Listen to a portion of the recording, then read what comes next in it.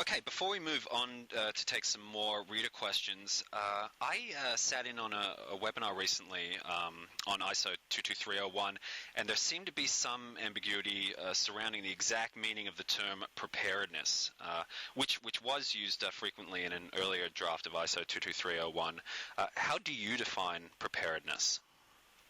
Well, it is funny because this is a common question, and there's a lot of concern because there was an earlier draft used a new acronym, like I think it was PCMS, or Preparedness and Continuity Management Systems, and that was one of the earlier titles, but that's now been changed, as you commented earlier. But if you were to do a search for the current iteration of the document, you'd find the word preparedness is only in there twice, and both instances are cross-references to other standards that are listed in ultimately just a reference to content that a reader of 22301 might choose to look at. But regardless, I view the term preparedness in the context of business continuity, at least, as making ready or maybe planning for a disruptive incident in order to control likelihood or impact. Now, many people view the term preparedness as less jargony when compared to terms like business continuity, organizational resilience, or even disaster recovery. But I think all in all, it comes down to preference, I suppose. Regardless, the term's largely absent in 22301. Okay. The other thing I wanted to ask you about is a day doesn't go by that I hear someone mention or read a press release relating to cloud computing and cloud backup. Does ISO 22301 take into account new technologies like cloud computing that have recently become commonplace in the industry? Not really, or I should really say no. Specifically, it doesn't. Keep in mind, standards are designed to be applicable to all types of organizations, large and small, public and private sector, for or not for profit. And the resources that an organization will use will come and go, and therefore standards often treat topics like cloud computing or virtual technologies just like all resources necessary to execute processes and deliver products and services. One of the common criticisms of BS 25999, for instance, was it really didn't provide much detail at all on IT risk. But the authors of that standard, just like those that put some of the initial content together for 22301, they really treat all forms of technology as a resource. So you'll see the word resource in there throughout, and when you look at 22301, realize resource could be equipment, it could be technology, and it could be even more specifically cloud computing. So the definition used in ISO 22301 for resources is all assets, people, skills, information, technology, premises, and supplies and information, whether electronic or not, that an organization has to be available when needed in order to operate and meet its objectives. So, and also in the BIA section of 22301, it even talks about identifying dependencies and supporting resources of these activities. So, all in all, you won't see some of the latest and greatest technologies. You won't see too much reference at all to IT disaster recovery, but the key here is to recognize that it's written to be flexible and applicable to all, and it's also meant to be enduring. We'll take another reader question in a minute, but I wanted to bring up the other question that arose in that webinar I sat in on. The new standard ISO 22301 contains requirements for communications and warning systems, specifically the need to be quote-unquote regularly exercised. Is there anything new here that is not already required in current regulations and standards, and how should readers interpret the term regularly? Well, regularly it should mean in this case based on the organization's requirements. So regularly for an organization with aggressive business continuity requirements might mean quarterly exercises. Organizations that may have some flexibility or can handle greater downtime, maybe it might be annually or even less frequently, but it's ultimately based on management's interpretation of risk. So standards will not prescribe time frames for things like document updates or retention or, again, even the frequency of exercises. But ultimately it's up to management to appropriately frame its business continuity management system based on anticipated organizational change, risk tolerance. Then those are just two considerations.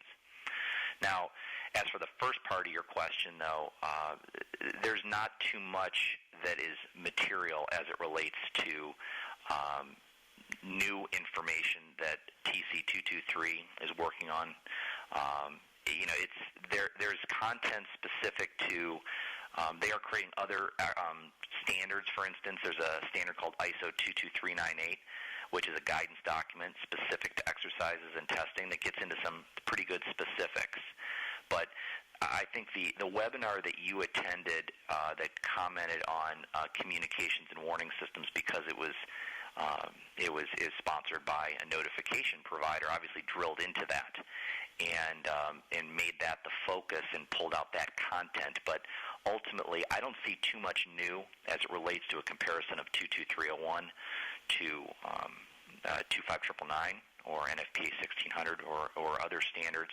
But again, I think this standard, like others, emphasizes that communications is very, very important, and exercises are very important, and the organization should look at these processes and activities and implement them appropriately. Okay, our next reader question again starts with a comment. They say, in many cases, business continuity has been a challenging business need benefit to sell on its own. Unless there is an answer to what's in it for me concerning standards, or there's an enforceable mandate to follow a given standard, I'm not sure what the real difference any of them will make. In the end, there has to be a tangible incentive, for example, insurance cost reductions, tax benefits, penalties, sanctions, etc., for a business to be compliant. So their question is, what tie-in, touch-point, or synergy do any of these standards share with FEMA's National Incident Management System, or even down to the tactical level with the Incident Command System? All right, well, let's break that up like the other one. Let's break that up into two parts. The first half of that comment, it was really more of a statement, is that if standards could be used for supply chain validation, that would be valuable. And I would 100% agree. Most organizations that are leveraging standards and then seeking certification are doing so first to satisfy current or maybe even prospective customers. ISO 22301, it's an international standard that will be available for certification. It's going to do the same for business continuity as ISO 9001 did for quality. So we got to keep that in the back of our minds. And again, optional based on the establishment of a business case. Now, the second point brought up around NIMS and ICS, we need to keep in mind that largely those are U.S.-based concepts that are not adopted universally either in the public or private sector. So keeping in mind that ISO is an international body, there were comments that were brought up about NIMS and ICS, and I think that the guidance document to the business continuity management system, which is ISO 22313, it may make mention of it as an appropriate response approach, but the use of that process in those tools will certainly not be mandated as a key element of how to manage a response. Again, it's an answer to the potential how, not the what, that you would find in 22301. Okay, we've got 3 reader questions left. The next one talks about PS Prep. They say, under PS Prep, 3 standards have been selected by the DHS that firms can be certified to, NFPA 1600, BS 25999, and ASIS SPC 1. DHS has published a crosswalk between these 3 standards. I understand ISO is addressing the gaps between the standards pointed out by the crosswalk. If so, could ISO 22301 become a de facto standard for PS Prep? Well, in a number of sources of information from the participating countries to Technical Committee 223 were used to develop ISO 22301. Is it perfect? I'd say no. Because keep in mind, all standards development's consensus-based, so it's all about the people that are directly participating in person or via the comment process. So was this crosswalk that's made mention here or DHS FEMA's selection criteria used to make improvements? I know I looked at it when I made comments to the draft content, and I continue to do so today when I attend meetings as it relates to the specific purpose of improving the standard. The other question being asked, could this be the de facto PS Prep standard or even the only one? Or that's my interpretation of de facto. Yeah, I doubt that, but I do believe it will be considered for inclusion at some point in the future, especially if BS 25999 is withdrawn or no longer supported by BSI. I could also see, for instance, ISO 22323, the Organizational Resilience Standard, being included as well, especially if ACES no longer supports SPC1. But, again, none of these standards are completed from ISO yet. So overall, I'd say it's too early to tell and difficult to predict how the government assesses these new standards for inclusion in PS Prep.